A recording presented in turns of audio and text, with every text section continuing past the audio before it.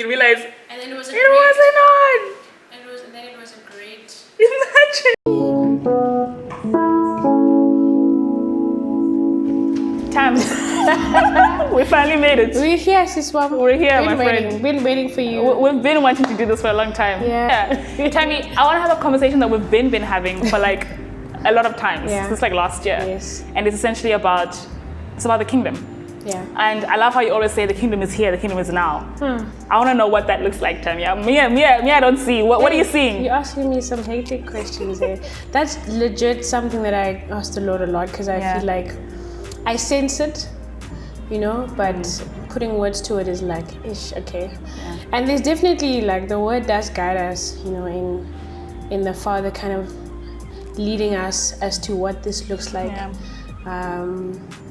And I guess in bits and pieces, to me, it's manifested through a revival, Nice.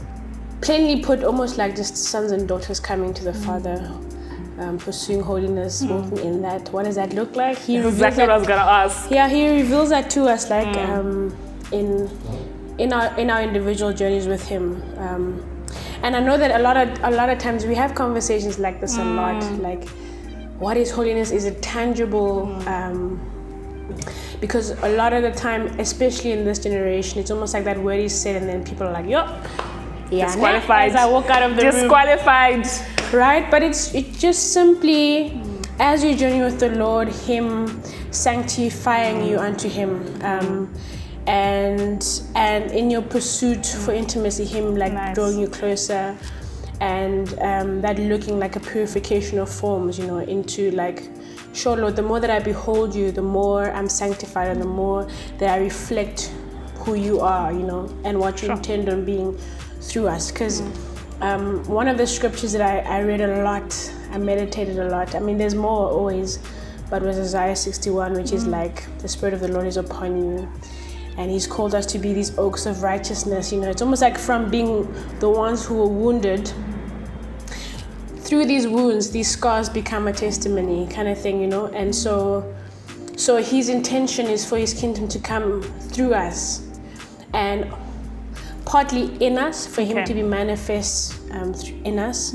And then from that place, we're able to declare, His goodness. And so I guess in a way, that partly captures what I sense when I think of His kingdom. It's revival, where it would have been hard to grasp your English, it's killing us. It's not for us, guys. Jesus, help us. It's fine. Are you sure it's fine? I've never heard it from beginning to end. It'll be interesting. Feels weird, but And what role? I mean, you're a creative. You're a worshiper. Yes. I want to know, what role do you think worship can play in this, in these conversations, in what you're saying about the generations and what we can give to the next generation and what people have been praying over us. Yeah. So that's such an awesome. I love that question because, it's definitely worship is definitely a part of it, but I think overall, in this season, creativity is the vibe. Come on, we want vibes, guys. What you're doing now, what artists are doing, what creatives in general. I feel like I was at a retreat, I think it was last year, the year before, and we had, I don't know if you know Rita Springer come, and she came and just imparted on us as songwriters, such wonderful, powerful, empowering words for this country and this continent. And part of what she brought up was just what the Lord is doing, what she felt the Lord is doing through creatives. It's almost like, and then Langa also mentioned something along the lines of, when basically human beings can tell that something is happening in natural disaster vibes through animals, so when you see birds flying, you're like, okay, something's happening. Yeah. They're almost like telltale signs that something's about to happen. And so he paired that up with creatives being that when the Father is doing something, we are the people that are like, hey, we are the ones who are telling the signs of the time. I think the Lord is really speaking through, and I feel like also He's redeeming the creative space as well, where and excellence in the creative space, where there's been almost a culture of individualism where Yeah, man. I mean, we can go deep with this, but in general, just restoring creatives. I mean, because he's the ultimate creator, and it almost seems like there's been a divide, you know, where you're not seeing a lot of Christian or creativity in the Christian space, or even, I mean, just him restoring creativity unto him. And so I feel like he's breathing on that. I could use better words to kind of express what I'm thinking, but that's great. Okay. Is this thing on? So, I mean, it's already starting, but you can just keep checking it to see if it's recording. We'll stop for after 10 minutes. And it's not just creativity. I feel like you're talking about like this particular moment, but also the creatives in Africa. Like that for me is like something that like gets me excited. Like what is what is the role of like Africa in this, and like what's going on, guys? I can speak from a worshiper perspective. Absolutely. And general as a black, you know, African woman. But like I there was a sensing that I shared with some guys last year, man, like while I was writing a song, and I felt like God was saying a part of restoring our identity as Africa, that the time is now. Like it's almost like we've taken on and consumed, you know, beauty from other nations. You know, like in the worship scene we have like Bethel, and it's like, so beautiful, let's soak Lord, and we have Hillsong and all of the stuff, like amazing worship. But it's almost like we as Africans, there was a time when we were not considering what he was doing here.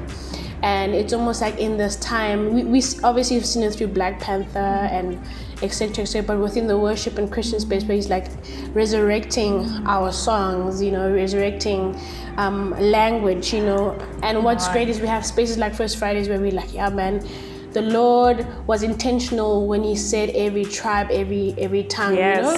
Because I felt like he was saying there's another side of him we are yet to see, and we are seeing which will be brought up by the sound of Africa, you know? And so it's exciting, you know. He's saying, yes, I come as I come from, you know, from these beautiful places like Europe and the States, etc., but I also roar, you know, from Africa, and I have these colors and these languages, and I also look like this. So have you considered me in this way? And it's so freeing, man, to see us, you know, search within ourselves for what he's placed in us as Africans, and to see that bring us together in the way that it has. And almost validating that identity. Like, I love what you're saying about how this is a part of me as well. Like, this is also me. And have you seen this part of me? And has God been allowed to be expressed through people who look like you and me? Yes. So I'm excited, and I love how you always mention that Revelations passage as well, because I know like you and Rush sometimes love talking about that in Pursuit gatherings, and do you think you guys have seen that, like every tribe and tongue? And what's that looking like so far? I mean, I always say like the beautiful thing is having the honor and privilege to see that happen within like a First Friday space where we are intentional about worshiping contextually written songs. And I mean, this is like super amazing. We'll do like, I mean, we'll do the Bethels, we'll do the Hillsongs, and then when you sing an African song or something that's written here, it's like there's something about the song that connects to you way beyond what you can actually comprehend, because you are born from this land and you've been raised by the languages, by the culture. And so when you sing a song that's been written from here with those those words, it ministers to you in such a deep way, and it's almost like you're able to cry more authentically in your worship unto him, you know, than you otherwise would with songs, you know, from other nations.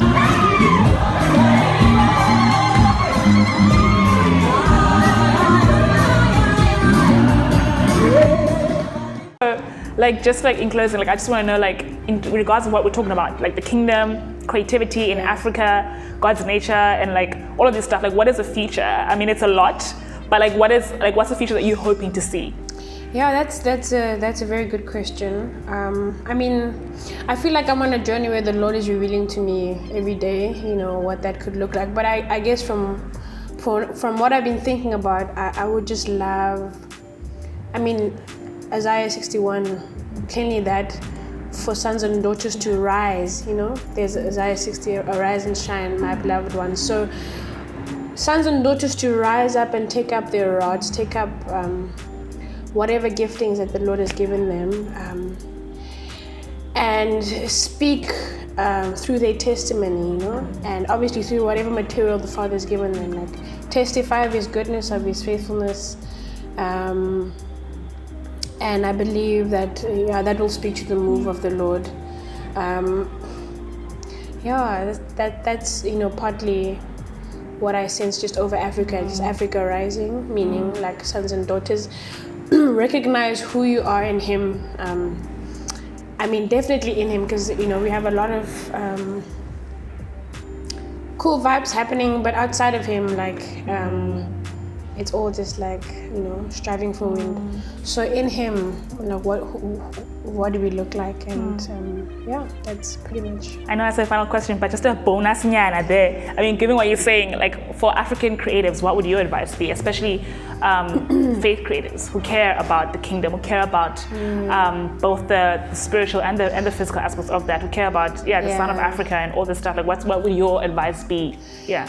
Yo, I'm gonna sound super Christian. Do it. Lame, but like, seek the Father, spend time with Him, like behold Him, like fall in love with Him, and let Him direct your path. You know, obviously it goes without saying He's giving you gifts, and be bold, step out. But there's also like, it's all unto Him, and I think it's worthwhile if that's the foundation that speaks to that.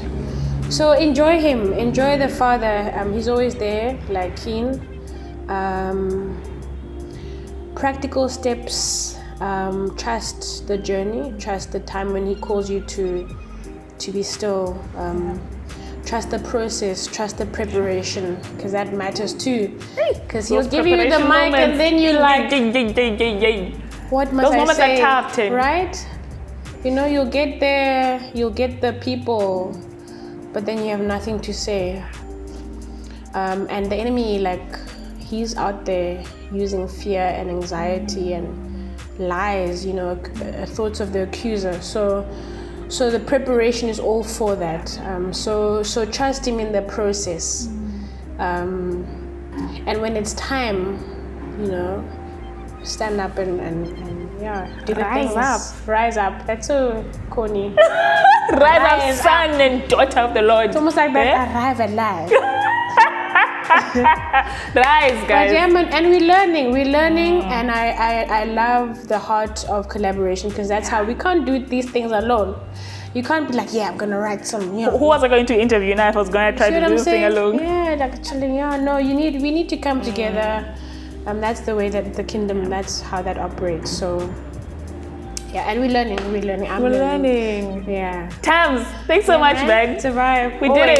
Eh? It's a vibe. It's a wrap, guys. Cut.